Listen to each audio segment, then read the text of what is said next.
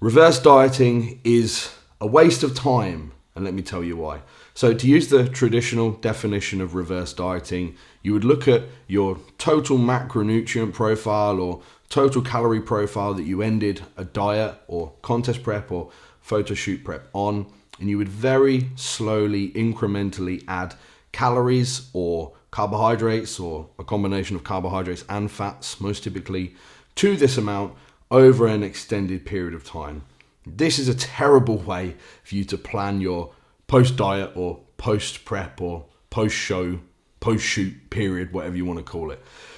It is absolutely delaying your ability to get back to progressing, and it more importantly is delaying your ability to restore important physiological and psychological health markers. So to put this in a practical description, you've been dieting linearly into an event or whatever it may be. Let's say you've been in a 500 calorie deficit per day, netting an estimated 1 pound of body fat loss per week. And then you hit your target. So your calories are set to that 500 calorie deficit. And now you're going to slowly, incrementally add to that. So maybe you add 100 calories. What position are you in now? A 400 calorie deficit. And then the week after that, you might add 100 calories or 25 grams of carbohydrates, to use a macronutrient example. And now what position are you in? A 300 calorie deficit. So you haven't meaningfully in any way contributed towards the actual goal now, because of course post-show, post-diet, whatever we want to say, your goal switched. The goal is no longer fat loss. So what do you need to be in a calorie deficit for? The goal is either restoring health markers or restoring a amount of body fat, regaining some body fat necessary for proper physiological function, for regulating appetite, for regulating sleep, to potentiate training performance, or to put yourself in a position to reliably gain muscle tissue over a long period of time. You need to be in a calorie surplus. So reverse dieting structured in this manner is a huge waste of time and definitely a negative cost on your health and your progress. So what should you do instead? If you're post-show, you need to set your calories accordingly to regain the amount of body fat that you need to be able to get back into a position where you can actually progress from.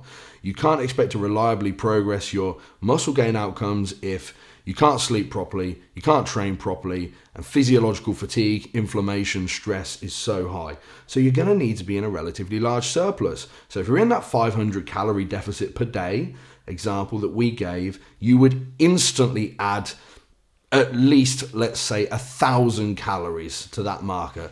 You're now in a 500 calorie surplus per day.